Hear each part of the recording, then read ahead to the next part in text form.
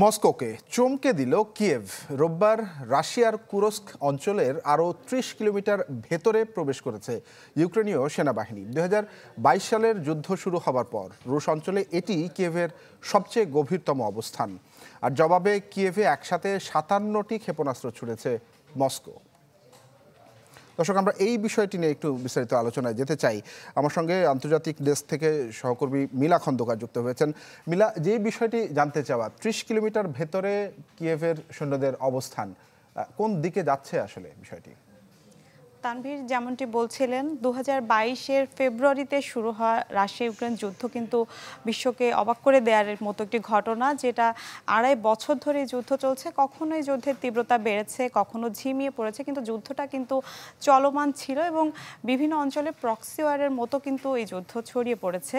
আমরা রাশিয়ার ইউক্রেনে হামলার ঘটনা যেভাবে আন্তর্জাতিক গণমাধ্যমে আসে, কিন্তু ইউক্রেনও কিন্তু এর মধ্যে বহুবার রুশ সীমান্তে পাল্টা হামলা বহুবার চালিয়েছে। এই বিষয়গুলো গণমাধ্যমে এতটা আসে না, কেননা সেগুলো ছিল ছোট ছোট হামলা। তবে এবার কুরস্ক অঞ্চলে যে হামলাটা হয়েছে, এটাকে নজিরবিহীন ঘটনা বলা হচ্ছে, কেননা প্রায় ১ সপ্তাহ ধরে কিন্তু এই হামলা চলছে এবং এরই মধ্যে তারা বিবিসি এবং আন্তর্জাতিক সংবাদ মাধ্যমগুলো বলছে, এর মধ্যে রাশিয়া ইউক্রেন সীমান্ত থেকে রাশিয়ার ভেতরে প্রায় ৩০ কিলোমিটার পর্যন্ত কিন্তু ইউক্রেন সেনারা ঢুকে গিয়েছে। এই বিষয়টি আসলে যুদ্ধের তীব্রতা আরও ভয়াবহ করবে নিঃসন্দেহে বলা যায়। আমরা সামাজিক যোগাযোগ মাধ্যমে ছড়িয়ে পড়া ছবিতে দেখেছি রাশিয়ার সামরিক যানগুলা বিধ্বস্ত অবস্থায় পড়ে আছে। অনেক সেনা ও মরদেহ বিভিন্ন সামাজিক যোগাযোগ মাধ্যমে দেখানো হয়েছে। এরই মধ্যে পাল্টা কিয়েভের যে দাবি, কিয়েভের থেকে বলা হচ্ছে যে কুরস্কের একটা বিমান ঘাঁটির কিন্তু বিপুল পরিমাণ গোলাবারুদও তারা ধ্বংস করে দিয়েছে, যেখানে সুখোই 34, 35 এবং মিগ 31-এর মতো যুদ্ধ বিমানের বহরও কিন্তু তারা সেখানে মোতায়েন করে রেখেছিল এবং যেগুলো থেকে ইউক্রেনে তারা হামলার পরিকল্পনা করছিল এবং দীর্ঘদিন থেকে এখান থেকে তারা হামলা চালিয়ে আসছিল। এটা একটা প্রতিশোধের কথা কিন্তু ইউক্রেন প্রেসিডেন্ট জেলেনস্কিও হুঁশিয়ারি দিয়েছিলেন। এই বিষয়ে এখন যুদ্ধের মাত্রা কিন্তু আরও বেড়ে গেল, কারণ রাশিয়া থেকে কিন্তু পাল্টা হামলা শুরু হয়ে গেছে।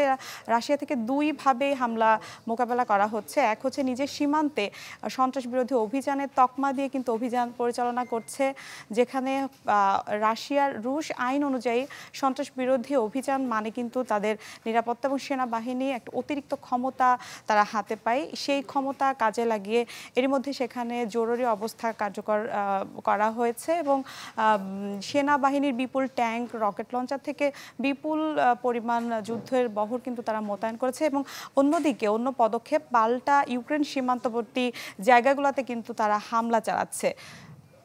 জি, বলাই যায় রাশিয়া একটু চাপের মধ্যে পড়েছে। মিলা, ধন্যবাদ আপনাকে আমাদের সঙ্গে যুক্ত হওয়ার জন্য।